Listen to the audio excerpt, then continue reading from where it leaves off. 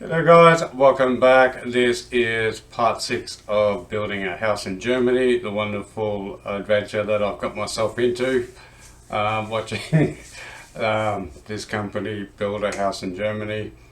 It's been quite an eye-opener, a little bit different than what I expected. Not everything, of course, and of course not every builder will build like this. But as a tradesman myself, it's been quite interesting watching this. If you like this series, please like and subscribe. I still haven't heard from any tradesmen in Germany. I haven't got any comments. I'm really looking forward to seeing why you do the certain things that you do. So let's clarify a couple of things. So first, number one, all the good things about what's happening in this German house. The materials are top notch. Okay, those bricks that they laid are really high tech. They're really fantastic, easy to use, great system, interlocking. Yeah, and that window was the windows that they put into the house is fantastic. It's got everything incorporated into it. Really high quality stuff. Even just down to the concrete and the way that they bring the materials onto the site, onto the work site, silos, really great machines. Yeah, no problems there. Fantastic stuff. Also the tradesmen, every single tradesman that I've seen in these videos really know what they're doing. They do a high quality job. They're accurate. They check everything and check and check and check again, which is exactly what we get taught as tradesmen. When you think that you know a measurement, check it again, and then once you know it the second time, check it again. Measure twice, cut once, all that sort of stuff. That gets drummed into us in our apprenticeship. Don't cut that, measure it again. Don't cut it, measure it again. Don't cut it, measure it again. So you can see that. You can see that mentality in all the tradesmen. The roofers were especially good. The carpenters, from what I've seen, they did exactly what you need to do. Block layers were not exactly fast, but they did a good job. And well, we'll get to that. I had a little recap on a couple of videos. So yeah, good materials, really high quality tradesmen and technicians. They're all doing everything fantastically. What else was I going to say?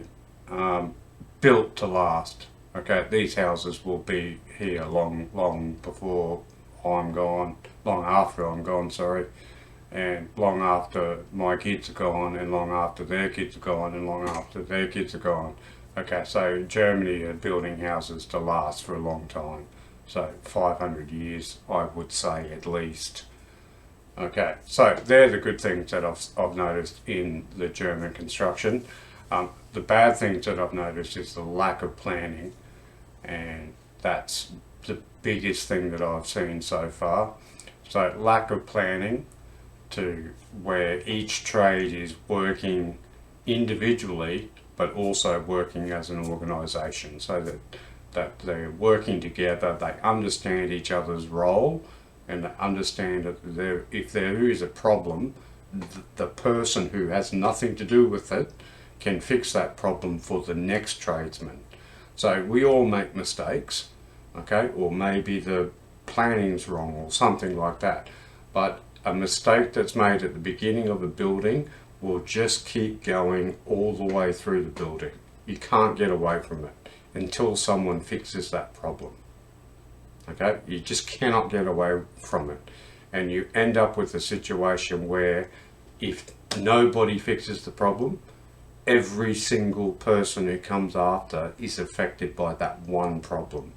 That's why I said in part 1 the slab is the most important, just to make everything square and make sure that everything's the right size. Then everything else is quite easy for everyone else, and if everyone does their job, nobody has a problem. It's get in, get out, make your money, make a good product, and go on. So I've had some issues with the electrics. I still don't understand what's going on with the electrics. The plumbing is also a big problem. But most of those problems were created through lack of planning. I also show the difference between Germany and Philippines. I just had a house built across the road last year, and from what I've seen, they do exactly the same stuff as well. Yeah, people come in and do their job and forget about, or don't even care about what's going to happen in the future. I watched the guy who made the fence next door. He built a block wall. He cleaned the front of the wall with his cement and didn't do the back. And then for 1 week after that, there was 2 guys at the back chipping away the concrete that he didn't clean. That would have taken a whole of a minute to clean with his trowel. He did the front, but he didn't do the back. And that's the kind of thinking that I'm getting out of some of these decisions that are being made in Germany. Now, the biggest problem that I have so far, and we have to go all the way back to part 1 for this, is there's no footings in the slab. There's no footings. So I just had a quick look back. So this is what I'm talking about. So like I said, or like I'm going to say, I'm not a geologist, and like I don't pretend to be one, and I'm not an excavator driver, and I'm not a planner or anything like that. But when I look at this soil, I can see half a meter of topsoil and then a sandy line underneath that. In fact, it looks like a beach, to be quite honest.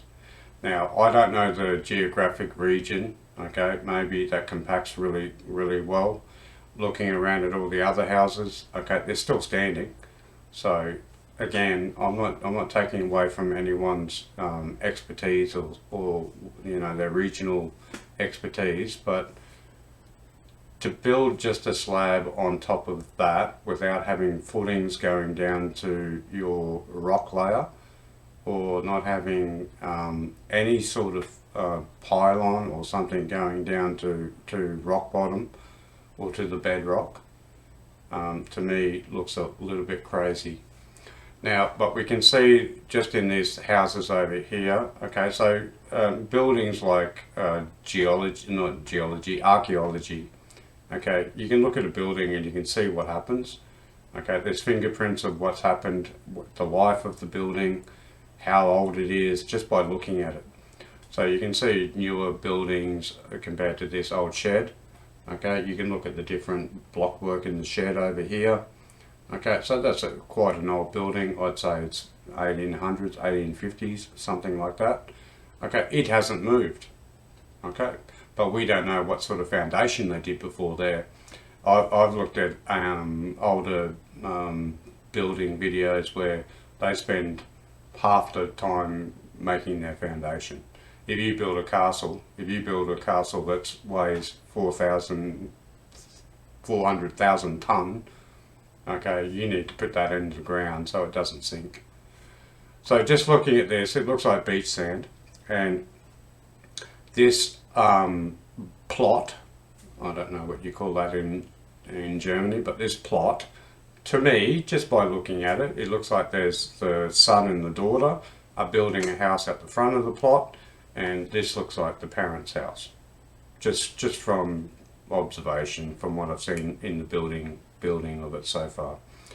Okay, so just looking at the parents' house, we can see that something's happened to this house in the last 20 years. Okay, so we've got a difference in bricks.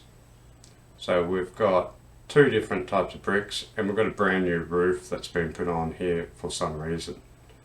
So either, I'm not too sure, I'd have to have a good look at what's going on here, I'd have to have a good look at what type of mortar's being used, but either this layer here is older and the new bricks are made to look old to try to match the shed over here on the other side of the property. But there's a brand new roof put on there, so then you would also say the substructure of the roof has also been replaced. So we can look at this and we say, well, there's definitely a difference. I can't tell just from the photo whether this one, the bottom brick, the tan brick, is older than the top brick. It doesn't appear so. So either this is the old brick and the whole building has been propped up from the base, and looking at the window frames, that's kind of the way that I'm tending. And so if this is an older brick and this is 150 years old, that means there's been some major deterioration on the outside of the wall. Major. To be replaced with brick like that. Or this is the existing brick and then this has been put on top to make it look older for some particular reason. So I wouldn't say that's the answer, because if you're going to match in, you're going to renovate a house, you're going to match the colour of the existing brick. So I would be more inclined to say that the bottom part of the house is new and is holding up the older part of the house because of regulation. That this has to be kept. But everything above and below is brand new. Now, so we go back to our foundations. So that tells me there's a story here. So if you have degradation on your bricks, that means that you've got problems with your foundations. Now, I would hate to see what would happen if there was a mains water line break next to one of these houses and a massive cavern was taken out. I could see these whole houses, if they were built the same, I'm not saying they are, but looking at the house that's at the front of the property, if this house is built with the same foundation as that one, that whole house would tilt over and fall into a hole. Okay, that's my biggest problem so far. And like I said, I'm not a geologist and I'm not in planning, but I also said that these people know what they're doing. So, but if we have a look at this picture, which is after they've put in the heating into the ground, which I love. I think that's a great idea, that thermal heating grid that they put under houses. It's a great idea. But just have a look. This sand is not brought in. This is sand that they've dug out of the hole. And even you can see the sand and the topsoil have mixed together. So unless when that's wet, that turns into like a sandstone, concretey kind of stuff. But there's no way in the world I would be building a house based on pure beach sand. Now, alright, so that's my number one gripe, was the foundations, but number two was the electrics. So I went back and I was having a look, just because I was in such shock about what this electrician was doing. And I was just looking back and there was something so obvious in front of me that I didn't even notice it because I was looking at this guy working. But if you look just to the right of this guy, we've got this big concrete cavity, another cavity, another cavity, another cavity, and then 2, 3, 4 more cavities here. Now I started thinking, what the hell's going on? And I was thinking, did someone else chase something? Did they chase in the electrics before and then they had to fill it up? Because this is a red flag if you're a tradesman. You know, if you look on the other side of the wall, that's not there. So these sorts of things should all be uniform. So if you're doing it on this wall, it should be on the back of the wall, it should be over on that wall, it should be over on this wall, but it's not. So I looked at it and I'm trying to think, what the hell's going on? And I didn't notice this before, but as soon as you see this sort of stuff in building, particularly in substructures, before everything's cleaned up, there's been a fuck up. Something's happened, all right? So that's a red flag to a tradesman. We call it grow a tree. Don't look over here, we'll grow a tree here. And that's exactly what they've done here. They've grown a tree.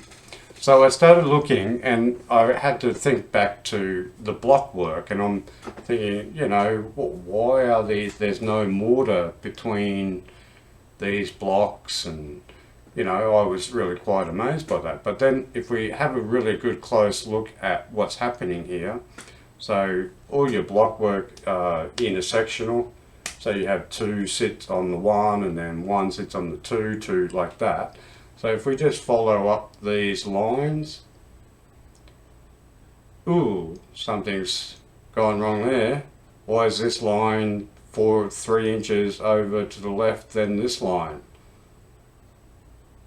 That's not right. And then if we come over to this line and we follow this line up, ooh, now all of a sudden we're 5 inches away. So on this line we've gone 3 inches, and this time we're 5 inches. So they're trying to crib, they're cribbing. And then here, this is a fill-in. So they're filling in, and you can see the difference in the fill-in. Okay, so we started an inch, inch and a half, 2 inches. So you can see that they're cribbing measurements. They're trying to fix the problem here. And you can see from this course it's good, but then we get to here, it's not good, and then this one, and then the next one, we get to this point here, they've had to put in a half brick, and then this one is sitting on top of each other. Now this might not be a problem because this is not a supporting wall. This is only the 170s that we learned about in the first episode, but you can see that there's been a problem and they're trying to fix it. So here we've got, now I then thought, well, he's chasing out these bricks, maybe it's weakening the bricks, so they have to do something to strengthen it. So this is what I keep saying to you guys, is that once you start with a problem, it keeps going and the next person has to deal with it. So that's what I was thinking. So then I was thinking, okay, well, they put in the lintels here and all of this seems fine. That looks like fine. But then we've got half a brick, full brick, half brick, half brick, half brick, full brick, a little bit of a brick, full brick, a little bit of a brick. So because we've got to this stage over here where this is supposed to be a simple system where one brick is just slides into the next brick, no mortar. Remember in our first part 1 of the video, I was amazed that they're not buttering their bricks. They just slide in and they interconnect. So we've got a situation now where that technology is not being used. The bricks don't match up. So they've had to fill in with concrete. Now that wouldn't happen in if there was planning. Okay, so if you know that this doorway is going here, you would start your bricks at that line. So remember in the first video, the block layers put up their corners first. They put all their corners up first and then they run their string lines. Exactly the same when you build a wall. You build your corners and then you run your string lines. So you start your corner exactly where it needs to be done. What they've done here is they've started at the other end and worked this way and got to the end and went, holy shit, it's not going to fit. So either this was a change of plan, which it might have been, and they've actually had to redo this section, or this is part of the building process. So I started racking my brain about what could possibly go on. So you can see it, like, it's just not right. There's something going on which is not, you shouldn't be there. So I went through a little bit further into the video and I think it's about 15, when they finally showed, when they were showing the end product while they were boasting, and I got to this picture, if I can see it, there. Okay, so I started looking at this picture and I was looking at exactly the same thing. So we can see here that the blocks are all done correctly. Okay, this time they're going the other way. And then I started looking over this wall, and same thing, we've got our interlocking bricks, line, line, line, line, line, all the way up the wall. And then, but all of a sudden we get to this far away from the door frame again. And all of a sudden everything's fucked up again. So here they've put in these half bricks again. And it looks like they've grooved out those bricks for a particular reason, and we're fortunate enough to have a picture where they've filled in the top two, but they haven't filled in the bottom three yet to cover up their mistakes. And some of these blocks are all in a line. So that whole line there is one line. They're supposed to be interlocking, but they haven't done that. And that's really, really surprising to me. Again, it's not a load-bearing wall, so it's all cosmetic. But if you're going to spend money on making a brick system that all interlocks perfectly, this is not what you should be doing. You shouldn't have to fix this. This wall should start here, and one block, half block, one block, half block, and they should all interlock going back the other way, and then interlock here. If you're going to cut any bricks, if you're going to make everything fit, you fit it in the corner. You don't fit it in this way. But I'm still not totally sold on this. I think cutting into these bricks might weaken it. It might weaken the structure, and therefore they have to do something about it. So maybe because the electrician's got to cut in to, so we're only talking about 170, I think they said, and the electrician's cutting in 50 mil into that. So that might weaken the brick, and the brick might crack, or the brick might fall out. And I've got a feeling, just by looking at the way that they've grubbed out these bricks, this is not only to fix this problem, this is to try to strengthen the fact that you've taken out a part of the structure. Again, one problem causes another problem. If you don't fix the problem, it will continue on. But anyway, let's have a look at our next part. Now, again, we're looking at another problem that I've got just by looking at these words. So this is part 6. So we've got insulation, we've got floor slab, we've got underfloor heat, and we've got screed, which is an interesting word for me. This is supposed to be a finishing part of the house. We're not going back to concreting again. And water connection. Water connection, to me, I thought that was already done. So are they connecting the mains?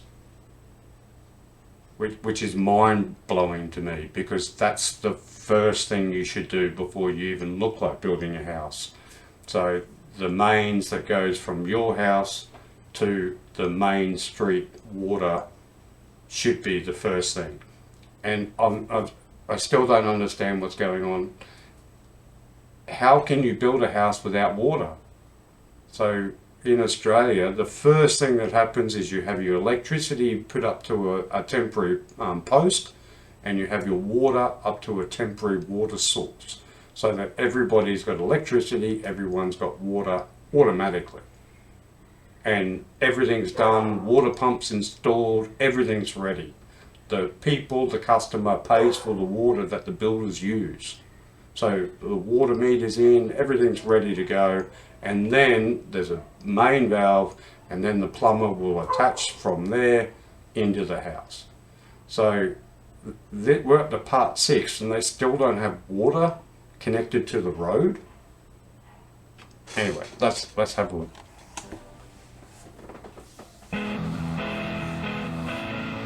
The roofers had already applied bitumen membranes to the floor slab as a moisture barrier. A vapor barrier made of PE film came over it, and now the thermal insulation of the floor slab comes with highly insulating EPS sheets. It is important that they lie flat. For the cables, there must be slots in the plates. A little trick helps. Tread carefully and at the pressure points the fitter sees exactly where he has to insert the slots.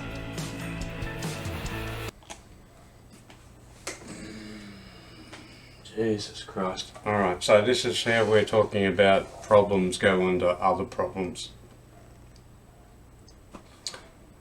Okay, so because we've got the wires on the ground, now this dude's got to cut out every single piece of whatever the hell he's cutting here. Okay? So it's just extra work for him. If there was no wires on the ground, this dude could just come in and throw them on the ground, cut them to size. He'd have this done in half the time. But because he's got to follow these wires that are just sitting on the ground, I still can't believe they're just sitting there. Number one, that's a safety hazard on a work site. Okay? What happens if you drop your hammer on it? What happens if you trip on it? Number one on a work site, that's just unheard of. But here we can see the problems that keep going from this one decision instead of just putting them in the wall.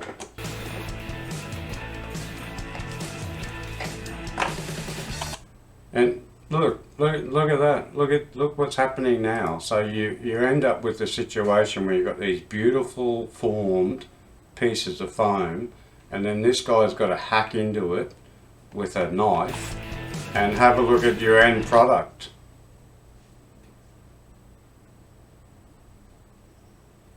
If you were paying €5 for every single one of these tiles, and they probably tell you in the storeroom, oh, these are all genetically modified and all the crap in the world that they tell you, do they tell you that when they install them, they hack into them with a knife? Do they tell you that?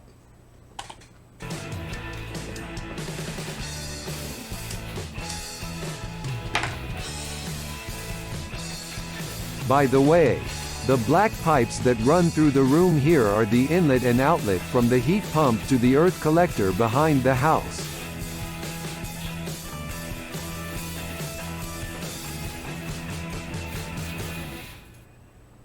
Mahabit is used to fill in the gaps here. An insulation fill made of hemp chips with bitumen film, which solidifies under load to form stable insulation.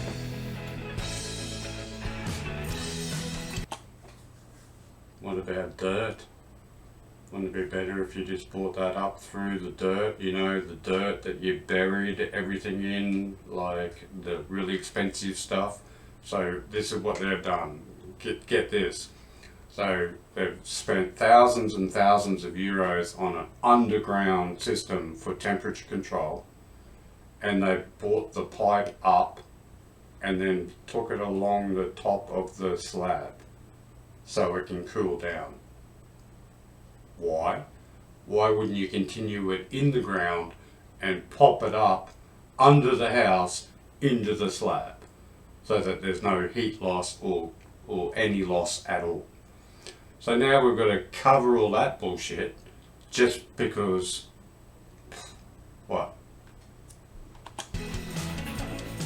Finally, there is a second layer of insulation boards on top, so that the thickness of the insulation layer is approximately 10 centimeters at the end.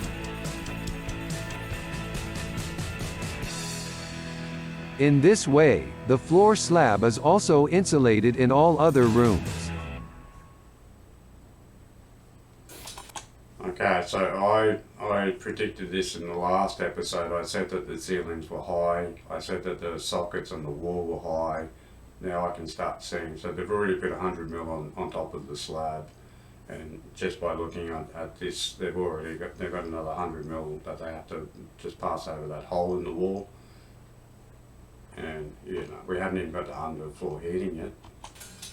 Now it can start with the underfloor heating. First, put edge insulation strips. It separates masonry from the screed. Because of different temperature conditions, the screed expands or contracts. Therefore, the screed, as it is said, I keep saying this word screed. Are they going to lay another fucking slab of concrete inside this house? Another 150 mil over the top of all this. They have to. Look at the door. The door's here. The bottom of the door. So they're putting another 120 mil. So they're doing a second slab. must be installed floating, without direct connection to the masonry. The insulation strip ensures that. Next step, lay out the carrier plates. They carry the heating pipes and have another 20 mm thick insulation layer. It ensures that the heat radiates above all into the room and does not escape into the floor.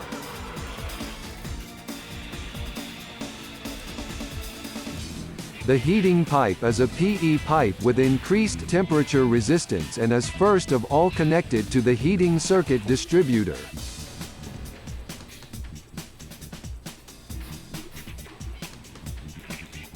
There are two variants for laying in the room: meandering or helical. With the helical shape, as here, the heat is distributed very evenly over the floor, because the flow and return are always next to each other. The markings on the carrier plate help to keep the distances correctly. You see that interesting graphic where they just said the heat and the return are always next to each other? So basically it's just one pipe. Arrived in the middle, it gets back now in the opposite direction for the return. I'll just show you guys, okay, so this is just talky stuff. So let's have a look at, okay, so now we've got the heat inlet. It makes it look like that's one particular pipe. Next to each other. And then they make it look like then all of a sudden it turns to cold, okay, and they're regulated with each other. Okay, let's have a look what actually really happens. Direction for the return. Okay, so there it is there. So do you guys see any valve or anything different than what's going on here? No, it's just one pipe. The pipe end comes back to the heating circuit distributor. So the cycle is closed. Flow, red, below. Return, blue, at the top.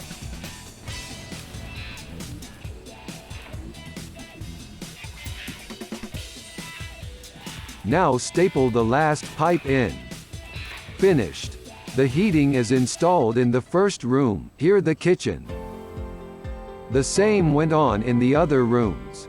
Okay, so this is pretty normal. Okay, so all this stuff is, everyone does this around the world in cold climates, you know, you run. I just don't understand all this stuff that's going on underneath. You know, the Romans had a better system than this 2,000 years ago. One heating circuit per room and one heating circuit distributor per floor.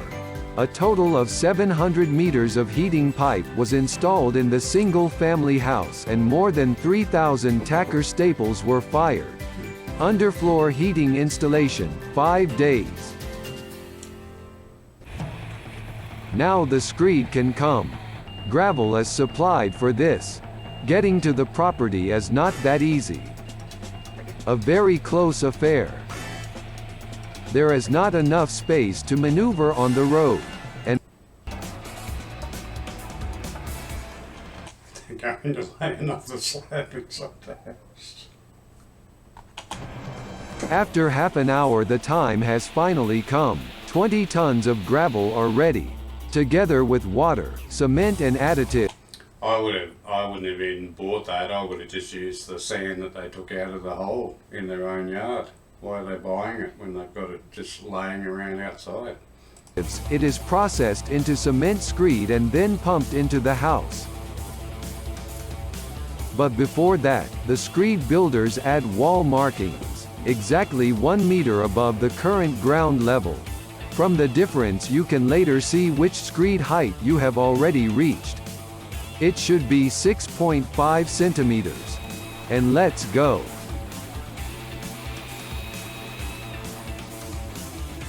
Spread the screed evenly. Check the height. And smooth the screed and balance it. And so on, room by room.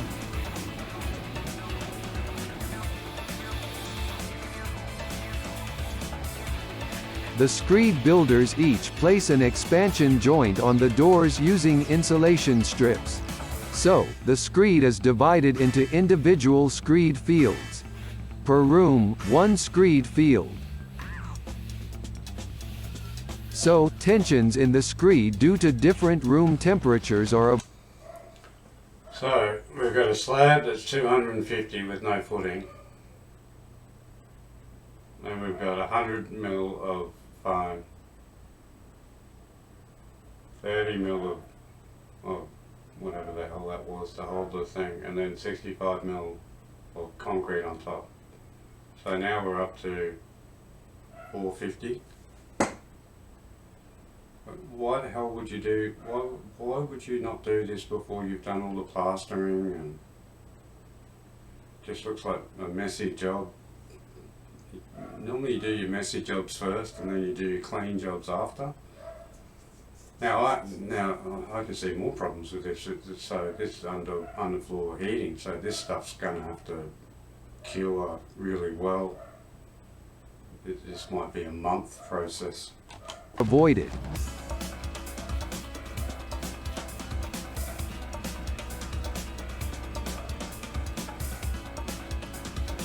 Working on freestanding edges is a little difficult.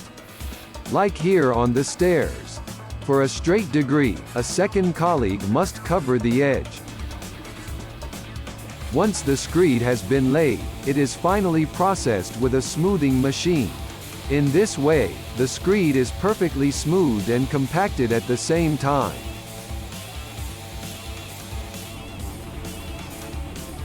Once the upper floor is ready, the ground floor continues.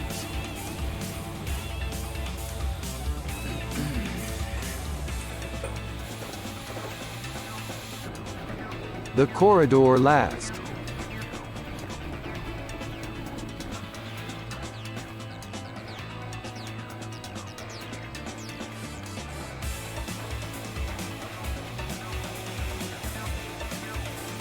Finished.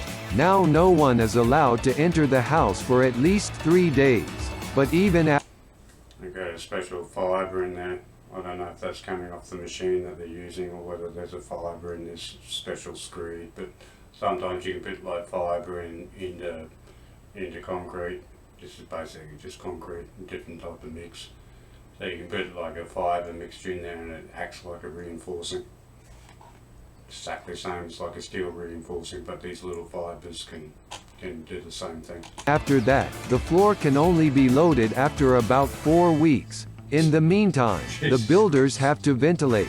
The screed has to dry. Important here, no permanent ventilation, otherwise the screed dries too quickly and could form cracks. Instead, pulse ventilation, 10 minutes, 3 times a day, first on one side, then on the other side of the house. This avoids drafts that would also dry out the screed too quickly.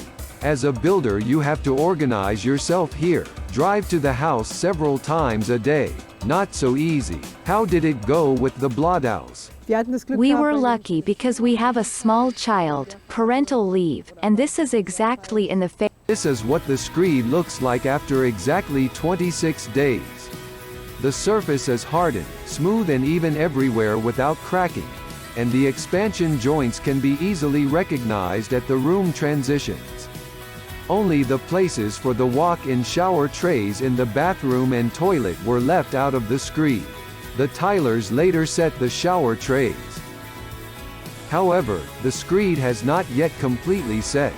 Now is the time for part 2 of the drying phase.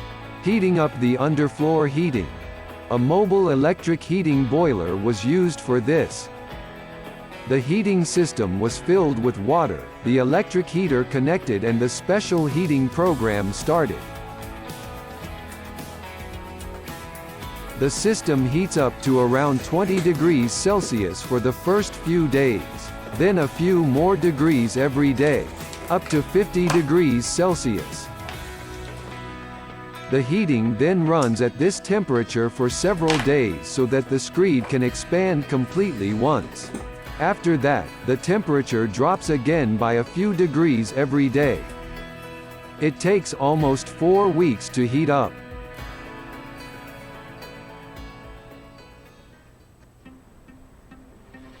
While the screed is drying, the top render film, the finishing coat, was applied on the outside. The house looks great though, I do admit. Okay, so it looks great, and particularly I like that feature that they put on the bottom. Yeah, but again, it's just a basic house. You imagine when you were a kid and you built and you drew a house, that's what you drew.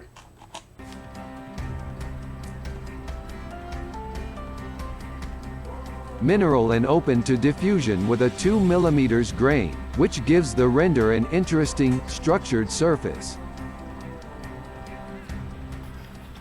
Sehr, sehr schön. Also wir sind sehr zufrieden. Very, very nice. Structured surface. Nice. We are Sehr, sehr schön. So just notice there's your outlet for your toilet. So remember that in the bathroom where they put the pipe up the corner? That's where it comes out. Okay, so that's an air vent to let out gases and let out the smell. That's where it comes out. I didn't notice that before on the roof. Also wir sind sehr zufrieden. very, very nice. We are very satisfied. We have the color papaya yellow and we have even been told by the neighbors that our house shines like the sun. So everything was done correctly. The house looks different again, more inviting, bigger. Also noticeable in the street, you have a couple of older houses here. It's an eye catcher. In the end, a leveling coat was applied to the render. As color protect optically. It's amazing what a bit of paint can do to a customer, yeah.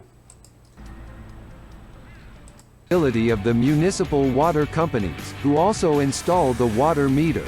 Since there is already a house on the property, you must cut the existing line and interpose the Blothouse house.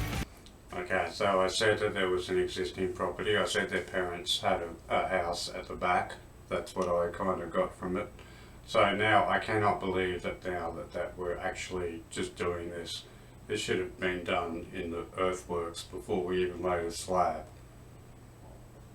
Okay, the main house should have been cut, and then a second line put in so that there goes two water meters, one to the main house, one to the second house, bring it up, and then from there the plumbers can add in.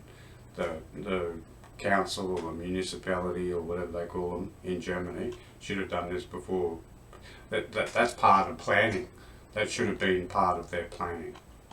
The water then runs in a loop, through a pipe into the Blotto house, out through the other and then further into the other house.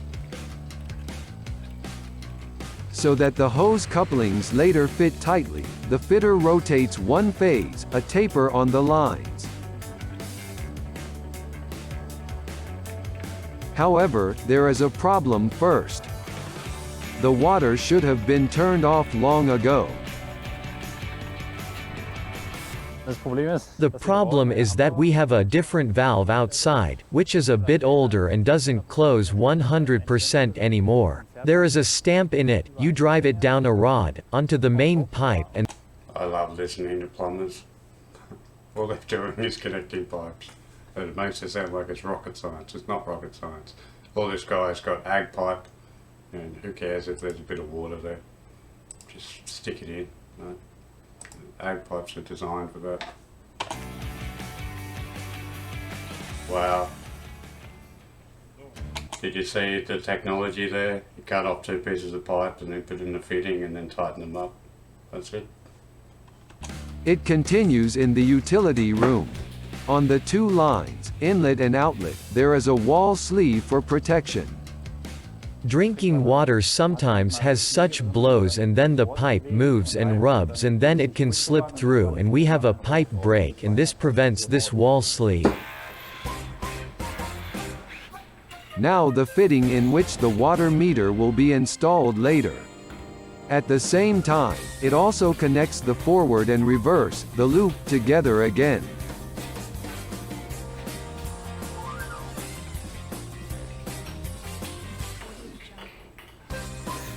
Important, spray disinfectant. This will kill any germs on the pipes.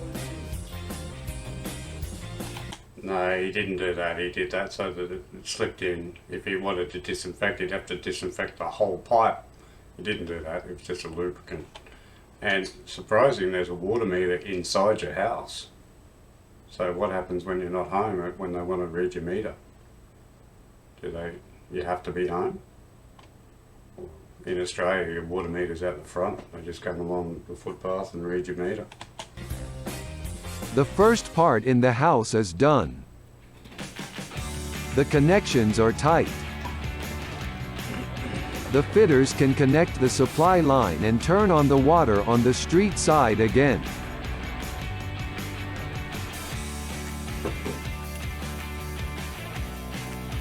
Before the water connection can go to the house network, it is necessary to rinse the pipes. Any contamination could damage the domestic water system and must be removed. So any contamination we don't want to drink, but it's okay to throw it out on the ground. Now, install the water meter.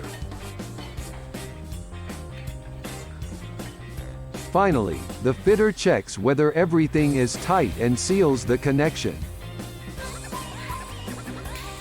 Finished. The drinking water connection is established. So there's about 15 fittings there that you don't need.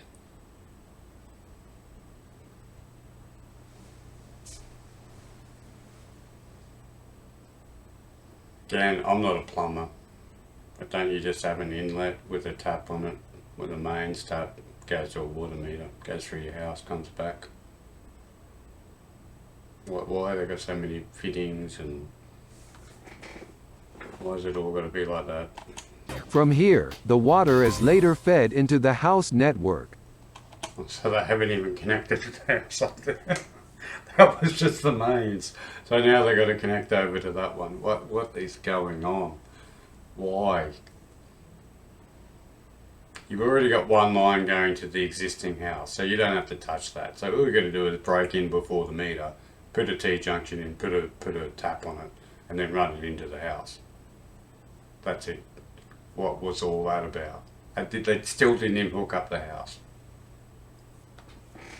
Anyway, hope you like this video. This one is really frustrating. I'm not doing this anymore. I'm going to do another video after this. And yeah, if you like this series and you got any comments, I'd love to hear what the hell's going on, because the first couple of videos are really good, but the last couple of videos that I've watched are really infuriating me. And is this normal, or is this just this particular builder?